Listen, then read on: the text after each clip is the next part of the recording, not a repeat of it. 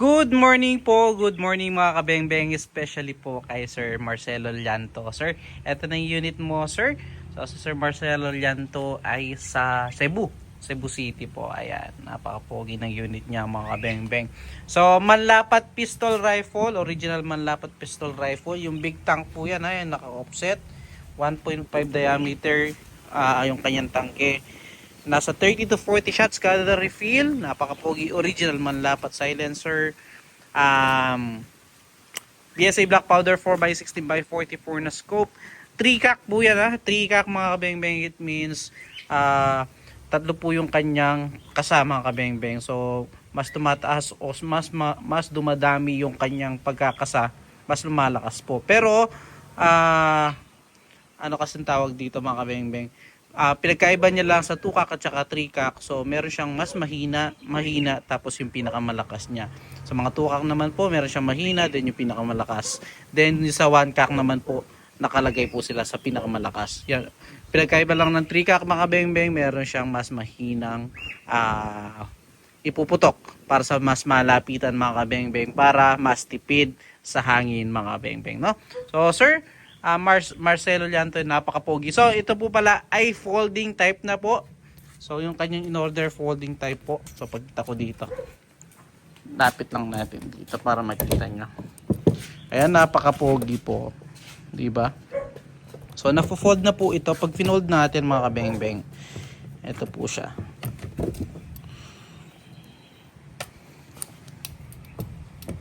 Wait lang po. Pag finold natin, meron kasi siya lock.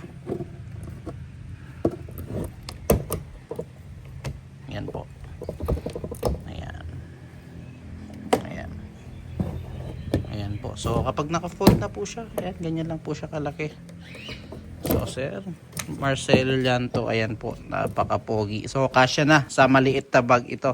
Tatanggalin po yung silencer. Ayan, napakapogi po. So kapag ibabalik natin, ganun din po, fold lang natin to.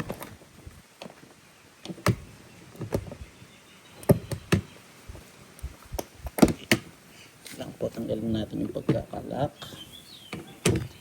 Yan. So Sir Marcelo Llanto, yan po, no? Napakapogi. So iangat lang siya sir. Ayan. Kapag i-unlock natin ito, itong kanyang folding adapter, angat lang natin hanggang sa umangat siya. Ayan. Tapos patatagal yung pagkakalak niya dito. Ganun din po pag ibabalik, itataas din po, no? Ayan. So Sir Marcelo Llanto, ayan, napakapogi. So syempre hindi po matatapos diyan yung ating video nang hindi natin itinetest itong napakagandang unit. So i-grouping test natin mga bengbeng. So lagyan natin dito sa ating gato. So grouping test muna natin. So napaka-compact nitong unit.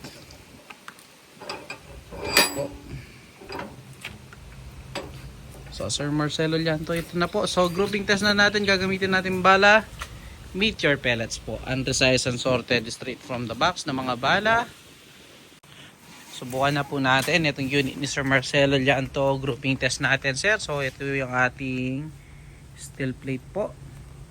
Subukan natin sir using Meteor pellets.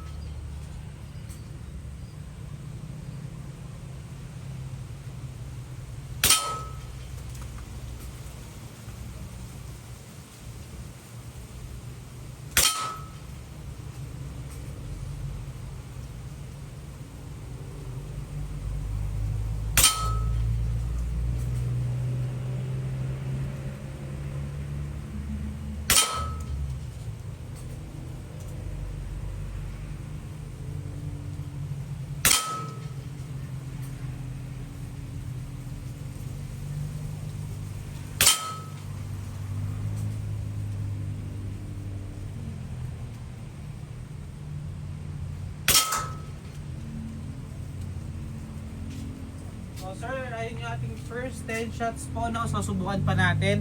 So first cock po yun, subukan natin sa second cock, bandang ilalim naman po.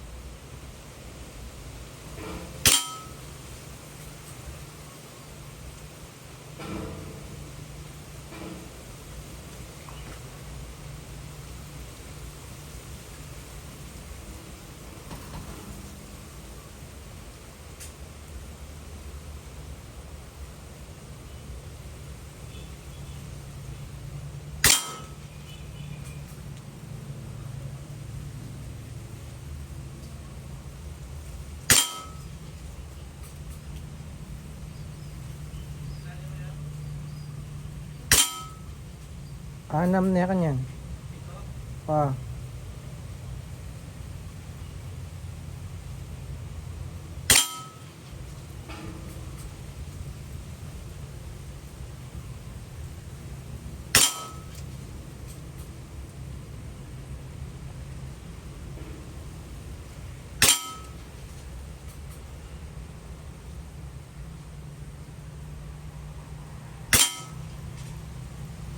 So yun sir, napaganda tumama niya sa second cock. So mas recommend ko po yung second cock niya, no? So sir, ayan, nakita niyo naman po 10 shots dito sa una dito. First cock po yung ating ginamit dito, ayan po. So may isang humiwalay. So hindi na natin ano yan, mga kabeng-beng dahil local parent lang yung ating ginagamit. Pero sa ating second cock, napakaganda tumama sir. 10 shot po. So, yun sir. Sir Marcelo Llanto. So, salamat sa tiwala sir. Ito yung unit mo sir. So, ayan. Kinargahan natin para another 10 shot nung naglagay another 10 shot po tayo. Napaka-pogi po. So, thank you sir. Salamat po sa tiwala sir. Marcelo Llanto. So, yan mga pembeng again. Peace out po.